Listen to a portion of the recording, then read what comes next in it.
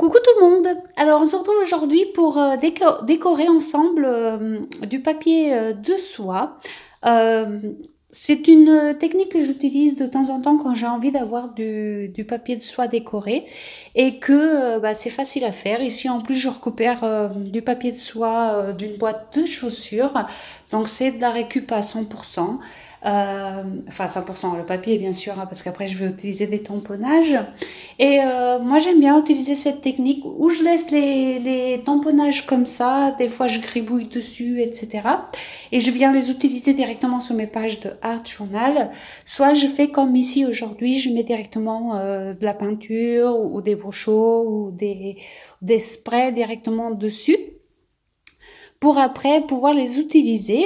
Donc, c'est une technique qui est assez connue, hein. Je voulais juste vous la partager rapidement au cas où. Et puis, moi, je vais utiliser donc des veaux chauds. Donc, à savoir que si vous utilisez par la suite, par exemple, le vernicole, les veaux chauds vont continuer de se réactiver. Donc, ils vont s'étaler sur votre page. Moi, ici, j'ai fait exprès parce que c'était ce que je voulais obtenir. Mais vous, si vous voulez pas que ça s'étale, bah, forcément, vous utilisez le papier de soie avant de mettre les couleurs. Ou alors, vous utilisez des sprays qui réagissent pas à l'eau par la suite une fois sec. Donc voilà, moi j'ai décidé de faire comme ça. Donc je mets plusieurs tamponnages différents puisque après moi je ne compte pas utiliser la feuille en entier, donc je vais déchirer des bouts. Donc je mets n'importe quoi comme tamponnage et je viendrai déchirer des bouts par la suite. Et puis je les intégrerai comme ça petit à petit dans mes pages. Je l'ai déjà fait, j'aime bien le résultat, donc voilà. Mais franchement, si vous n'avez pas trop l'habitude d'utiliser des pigments, euh, utilisez soit quelque chose qui ne réagit pas à l'eau, soit vous utilisez juste le papier et le tamponnage et vous viendrez le travailler après. Parce que sinon, vous allez rencontrer des soucis au niveau des pigments qui vont à nouveau s'étaler et tout. Je sais que je me répète, mais c'est important parce que on peut éviter les catastrophes des fois si on sait à quoi s'attendre en fait. Donc voilà, j'ai mis tous mes tamponnages et puis après, bah, je vais tout simplement venir mettre de l'eau, des bouts chauds et puis de l'eau. Et puis voilà quoi, ce sera tout. Euh, c'est pas une vidéo très intéressante, je m'en rends compte. Mais bon, voilà, je me suis dit, tiens, je vais le filmer en même temps que je le fais. Même si ça intéresse qu'une ou deux personnes, c'est pas grave, au moins j'aurais partagé. Et puis voilà quoi. Bon, vous voyez, donc j'ai fini de faire mes tamponnages. Donc je vais utiliser trois ou quatre couleurs, pas plus.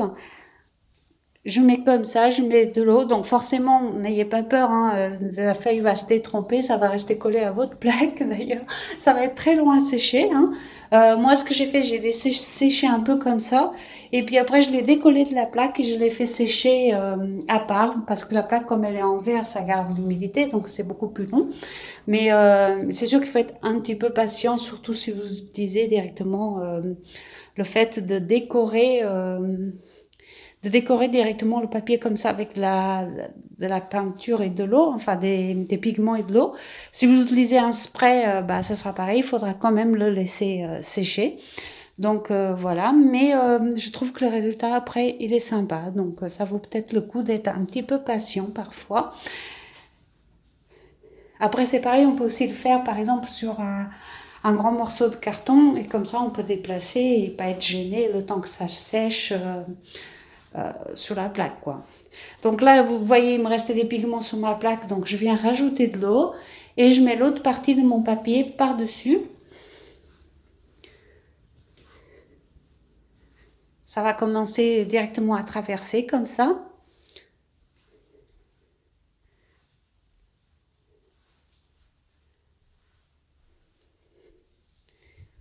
Puis je réutilise exactement les mêmes couleurs pour finir mon bout de papier complet.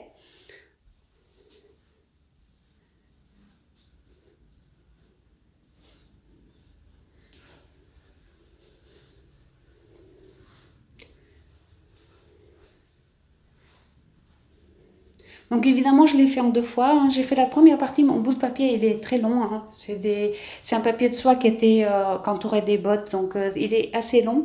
Et du coup, je l'ai fait en 2 fois. Donc la première, je l'ai laissé sécher et puis je suis revenue après faire la deuxième partie pour pas qu'il se déchire.